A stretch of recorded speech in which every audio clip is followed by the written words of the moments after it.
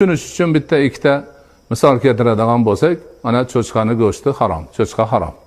Nimaga? Zararli. Inson nimani yesa, ozuqalansa, o'sha ozuqasidagi narsani ta'siri bunga o'tadi.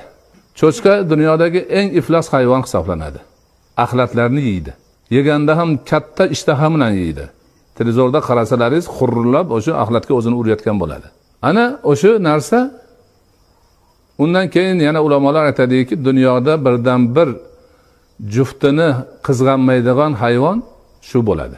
Kim shu hayvonning go'shtidan ozuqalanib, jismi shundan ta'sirlanib yursa, o'shini hislatlari unga o'tadi.